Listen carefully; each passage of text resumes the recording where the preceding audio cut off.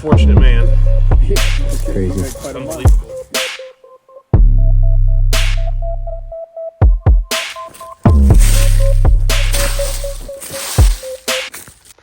Wait, let me get this right.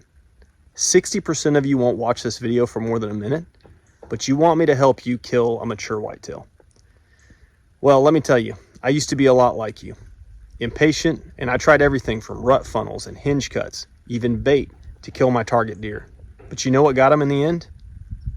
A mock scrape that I had created over a terrain feature that was very important to this particular deer.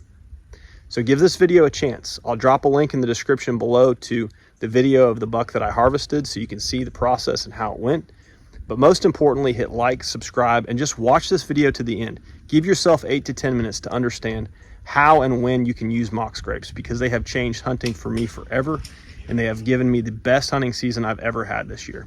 So give it a chance, watch until the end. So first thing is first, what is a scrape? For starters, a scrape is not a rub. Rubs are on trees. This is where you see the bark peeled off, and rubs are usually deer either shedding their velvet or, as the season goes on, marking their territory.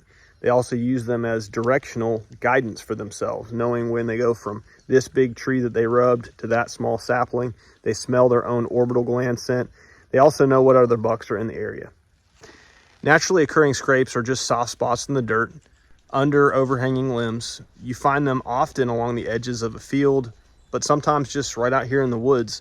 And the deer use these soft spots underneath an overhanging limb to use both their hooves, which communicate to other deer through their digital glands as well as through urine, where they are in the breeding cycle. They also use the overhanging limbs. They rub their face, their orbital glands, their noses, their mouths. They nibble with the inside of their gums. They communicate to the other deer why they're there, why they're in the area, and what gender they are. So that is a rub,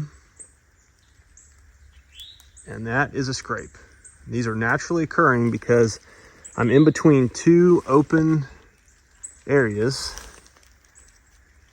in a funnel of security right here, where deer can come in and communicate with each other while they feel safe, other than for me being in here and being loud. This would be another really effective place to use a mock scrape. I've got a creek almost 360 degrees around me, but more importantly, I have almost total security as far as cover goes. So a buck can come in here, take his time, mark his territory, and feel really secure. So this is a good spot. I would definitely put one here. I don't even bother making scrapes anymore unless I can get to a tree within just a few feet of a creek that I can hunt out of, whether I have a pre-hung set there already or I just know that I can climb that tree with a climber. The whole objective is to make the mock scrape in a location where I can ambush my target deer when he finally shows up. I got to give a shout out to Sean at Mature Whitetail Strategies for kind of teaching me the system, using the creeks for your access, and having the right tree downwind of the mock scrape that you've created, and maybe even eliminating the other scrapes around it so that you can get your target deer within 25 yards. You've made it halfway through the video. Stay with me. We're almost there. Now I'm going to show you how to build a scrape. I don't care where you live, tree selection is absolutely critical, so make sure you pick something that is downwind of where you want to shoot to. So in other words, pick your tree first and then pick your spot that you're going to build the scrape second. So for a bow hunter like myself, I want that to be 20 to 25 yards, either above the thermal or the predominant wind from where I'm going to be sitting when I want to shoot to the scrape. And so you're reverse engineering where you're going to actually be shooting to. That's the goal. Pick yourself a spot with good dirt if you can, and an overhanging limb so that you can hang something like a vine or a limb.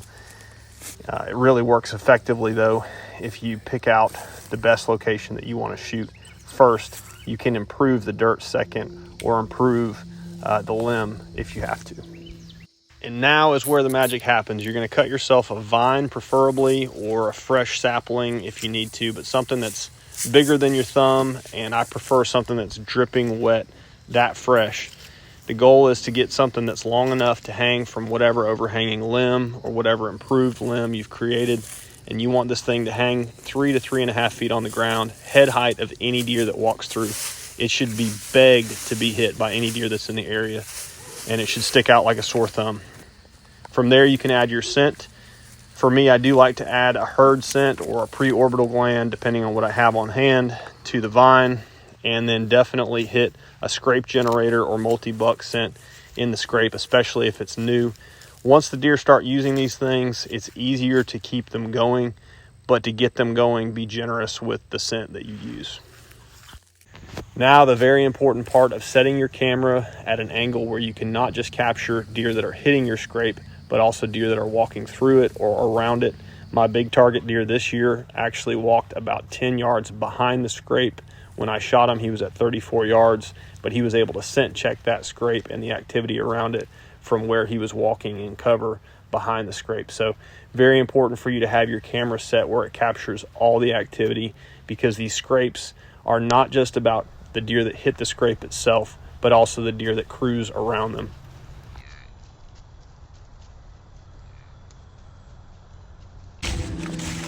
So here's a tip for your scrapes. Use sand, not beach sand, but if you can find some creek bottom sand along the edge of a hay field like this, stuff works awesome. It smells good. This particular scrape has been very dry and kind of crusty. Hasn't been performing as well as it could. So I'm gonna dump this sand in it, touch it up with some raw frozen scents, pee in it, put some Evercalm on the vine overhead, and get out of here.